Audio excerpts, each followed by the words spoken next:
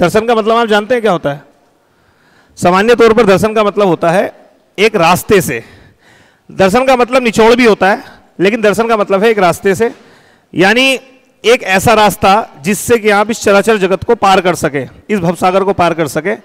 तो 6 दर्शन हैं जो कि काफी फेमस है, प्रसिद्ध है, और 6 दर्शन उन्हें इसलिए माना जाता है क्योंकि वो आस्तिक दर्शन है। थोड़ा सा मैं आपको बता दूं इस बारे में। एक्चुअली जो दर्शन होते हैं ना, ये 2 प्रकार के होते हैं।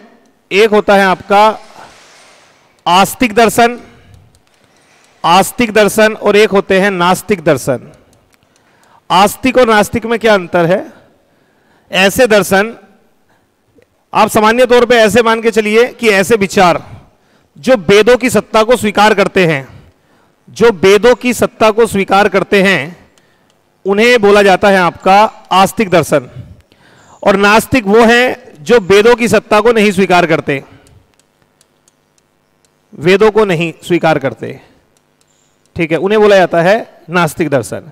आस्तिक नास्तिक का मतलब ये मत सोचना कि कोई व्रत रख रहा है, रोजे रख रहा है, वो आस्तिक है, और नहीं रख रहा है तो वो नास्तिक है। नहीं, यहां मतलब है वेदों से। आप वेदों की सत्ता को स्वीकार कर रहे हैं, आप आस्तिक है, नहीं कर रहे हैं, नास्तिक है। आस्तिक दर्शन में 6 दर्शन आते हैं, 6 दर्शन आते हैं इसमें, 6 दर्शन। और ये 6 दर्शन जो है वो कौन कौन से हैं? नंबर 1 है सांख्य दर्शन, सांख्य दर्शन, ठीक है। एक है योग दर्शन, योग दर्शन। एक है न्याय दर्शन, एक है विशेषिक दर्शन, विशेषिक दर्शन। एक है पूर्व मीमांसा, पूर्व मीमांसा, और एक है उत्तर मीमांसा, उत्तर मीमांसा। तो कितने दर्शन हो गए? 6 दर्शन हैं। सांख्य दर्शन, योग दर्शन, न्याय दर्शन, विशेषिक दर्शन, पूर्व मीमांसा और उत्तर मीमांसा। इनसे पूछे गए दर्शन दिए किसने हैं? तो सांख्य दर्शन इंपॉर्टेंट है, ये दिया है कपिल मुनि ने, बहुत बड़े मुनि हुए हैं ये, ठीक है, कपिल मुनि, तो ये दिया है कपिल मुनि ने। योग दर्शन पतंजलि ने, पतंजलि। न्याय दर्शन गौतम ने, ऋषि गौतम। ये वाला क्वेश्चन आया था यूपीबीसीएस में, जो अभी 3-4 दिन पहले पेपर हुआ था, उसमें पूछा था कौन सा सुमेलित है, ठीक है। विशेषिक दर्शन है ऋषि कलनाद का, कलनाद। भाई इसमें एक बात याद रखना, जो विशेषिक दर्शन है ना, ये इंपॉर्टेंट है, इसी में अणुवाद का सिद्धांत दिया गया है। अणुवाद मतलब सबसे पहले जो बात बताई ना कि हर एक वस्तु छोटे छोटे कण से मिलकर के बनी होती है, वो इस वाले दर्शन में बताई गई है। और इसी के कारण से छोटे कणों को, सूक्ष्म कणों को हम कणा, मतलब आप कण कहते हैं ना, हम लोग कोई भी पार्टिकल होता है तो उसे हम कण कहते हैं, तो वो कण इन्हीं के नाम पर कहा जाता है, कलनाद, क्योंकि इन्होंने ही सबसे पहले उसकी व्याख्या करी है। तो इसमें अणुवाद का सिद्धांत है। ये क्वेश्चन आपसे पूछ सकता है कि अणुवाद का सिद्धांत सबसे पहले जो है वो किसमें है, दिया गया है, वो विशेषिक दर्शन में। तो सोचिए कि मॉडर्न साइंस ने कब बताई ये बात, आगे चल करके बताई, जब दुनिया भर के ये आ गए, डॉल्टन आ गया, रदरफोर्ड आ गया, ये सब लोग आए, थॉमसन आ गया, ये बातें कर रहे हैं। और उससे पहले ही जो है वो ऋषि कलनाद बता के चले गए कि ऐसा है। पूर्व मीमांसा का जैमिनी, जैमिनी, ठीक है, पूर्व मीमांसा जैमिनी, और उत्तर मीमांसा बादरायण, वादरायण। सांख्य दर्शन कपिल मुनि, योग दर्शन पतंजलि, और न्याय दर्शन गौतम, विशेषिक दर्शन कलनाद, पूर्व मीमांसा जैमिनी, उत्तर मीमांसा वादरायण। नास्तिक दर्शन में एक प्रमुख दर्शन है जिसका नाम है चार्वाक दर्शन। ये क्वेश्चन आपसे पूछ लेता है निम्न में से कौन सा एक, मतलब दे देगा वो कौन सा आस्तिक दर्शन नहीं है, ऐसे दे देगा या ऐसे दे देगा कि कौन सा नास्तिक दर्शन है। तो ये ध्यान रखना, जो चार्वाक दर्शन है वो चार्वाक दर्शन एक नास्तिक दर्शन है। जैन धर्म बौद्ध धर्म तो नास्तिक है ही है, क्योंकि वो तो वेदों की सत्ता को नकारते हैं, सीधा सीधा नकारते हैं। तो चार्वाक दर्शन भी नास्तिक में आ जाता है, जैन दर्शन भी नास्तिक में आ जाता है, और बौद्ध दर्शन भी नास्तिक में आ जाता है। बात समझ रहे हैं? जैन दर्शन, बौद्ध दर्शन और चार्वाक दर्शन, ये हैं आपके नास्तिक दर्शन। और आस्तिक दर्शन में षड दर्शन है। षड दर्शन में कौन कौन से हैं? सांख्य दर्शन है, योग दर्शन है, न्याय दर्शन है, विशेषिक दर्शन है, पूर्व मीमांसा और उत्तर मीमांसा। ठीक है, इंपॉर्टेंट है, फिर से बता रहा हूं, न्याय वाला ये बहुत इंपॉर्टेंट है, विशेषिक वाला भी ये इंपॉर्टेंट है। मतलब ये तो 6, इसमें कोई छोड़ना ही मत तुम। अगर पूछे सबसे प्राचीन दर्शन कौन सा है, तो सांख्य दर्शन ही लगा करके आना। सबसे प्राचीन दर्शन, प्राचीन दर्शन। देखो, दर्शन सामान्य तौर पर आप बोलते हैं दर्शन शास्त्र यानी फिलॉसफी। फिलॉसफी मतलब विचारों का संग्रह है, कुछ विचार किसी चीज के बारे में। ठीक है, ये सबसे प्राचीन है सांख्य दर्शन। तो क्वेश्चन पूछा हुआ है योग दर्शन के प्रवर्तक कौन थे? तो कौन थे? बाबा रामदेव। ठीक है, अब नहीं पढ़ा होगा तो कोई यही लगाएगा। ठीक है, तो कौन थे? पतंजलि थे। ठीक है, बाबा रामदेव का जो योग है वो अलग है। मतलब वो योग, जो योग दर्शन है ना, वो इस योग की बात नहीं चल रही है। ठीक है, नोट हो गया? नहीं हुआ? स्पीड बढ़ा लो थोड़ी, 40 में पसीने छूट जाएंगे। शुरू तो हो गए हैं। ये चला लूँ क्या? नहीं, कर दूँ साफ?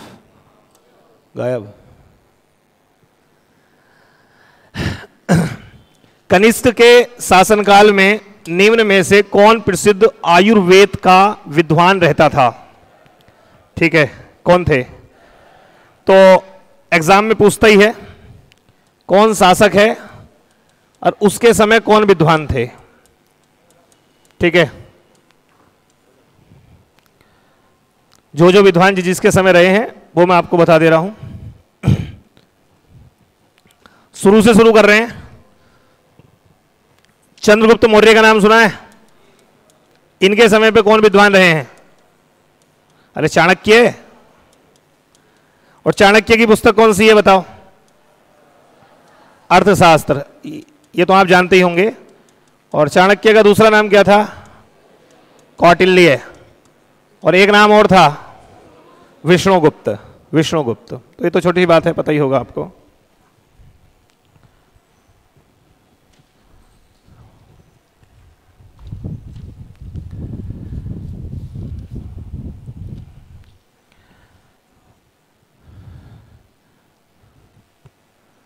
इसके बाद एक आए हैं आपके पुष्यमित्र शुंग का नाम सुना है? पुष्यमित्र शुंग। इनके समय थे पतंजलि। अभी बात करी है ना मैंने, पतंजलि। पतंजलि जो थे वो पुष्यमित्र शुंग के समय थे। पतंजलि, पुष्यमित्र शुंग के समय थे पतंजलि। पुष्यमित्र शुंग, ये शुंग वंश का संस्थापक था, ध्यान रखना। शुंग वंश का संस्थापक। खैर अभी आप लिखो जो मैं बता रहा हूं। उसके बाद कनिष्क। कौन कौन थे? चरक, नाम सुना है चरक का? तो अश्वघोष का नाम सुना है? अश्वघोष, अश्वघोष, अश्वघोष। ठीक है, अश्वघोष। अश्वघोष की एक प्रमुख पुस्तक है। चरक की तो चरक संहिता है ही है। अश्वघोष की एक प्रमुख पुस्तक है, लिख लेना। बताओ कौन सी है? बुद्ध चरित्र, नाम सुना है? और एक और है सौंदरानंद। ये दो पुस्तकें हैं अश्वघोष की, बुद्ध चरित्र और सौंदरानंद। ये दोनों किसकी हैं? अश्वघोष। कनिष्क के समय थे। चरक जो थे वो आयुर्वेद से जुड़े विद्वान थे।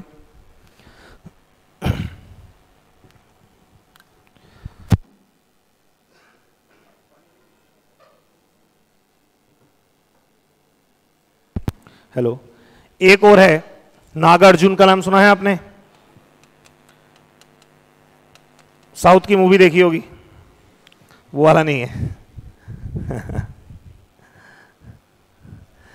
नागार्जुन ने एक सिद्धांत दिया था जिस पर आगे चल करके न्यूटन की पूरी थ्योरी बेस्ड थी, ठीक है, वो था सापेक्षवाद का सिद्धांत,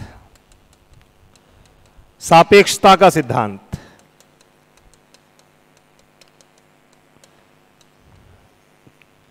सापेक्षता का सिद्धांत, ये क्वेश्चन अगर पूछ ले, ठीक है। ये आगे चल के न्यूटन ने भी दिया, उसने भी दिया ना, सॉरी न्यूटन कह रहा हूं मैं, आइंस्टीन ने,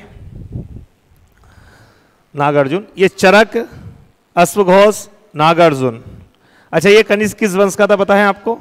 पुष्यमित्र सुंग वंश का था। कनिष्क जो है वो कुषाण वंश का था, इसका वंश था कुषाण, और ये था सुंग वंश, सुंग वंश, ठीक है। कनिष्क के समय चरक, अश्वघोष, बुद्ध चरितो सौंदर्यानंद लिखी है। चरक की चरक संहिता याद रहेगी आपको, ठीक है, और सापेक्षता का सिद्धांत दिया है। इसके बाद में आगे बढ़ूं, आगे, ठीक है।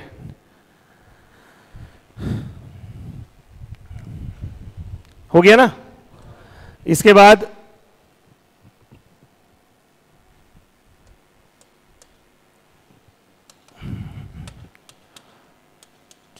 चंद्रगुप्त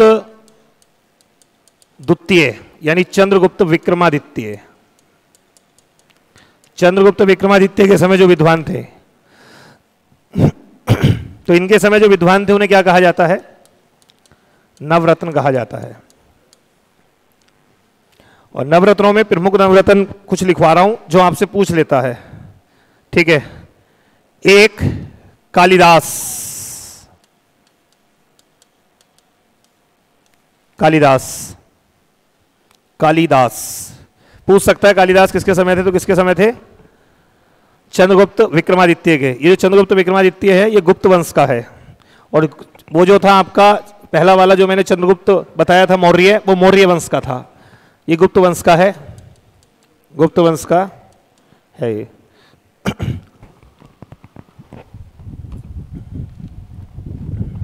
ठीक है। कालिदास प्रमुख रचनाएं पता ही है आपको, ठीक है, मैं बता दे रहा हूं कौन कौन सी है। एक तो जो कई बार पूछ लेता है, मालविका अग्निमित्र, मालविका अग्निमित्र, अभिज्ञान शाकुंतलम, अभिज्ञान शाकुंतलम। जिन्हें पता है वो मत लिखना, जो नहीं पता है वो अपनी कॉपी में लिखना। जो पता है उसे क्या लिखना है वो तो ठीक है, जो नहीं पता है वो चीज लिख लेना। रघुवंशम नाटक है। मेघदूत, मेघदूत, मेघदूत, ये वो है जो एग्जाम में पूछ लेता है। नंबर दूसरा, धन्वंतरी, धन्वंतरी। एक थे वारामिहिर, अच्छा, धन्वंतरी किससे जुड़े हुए थे? किससे? चिकित्सा से।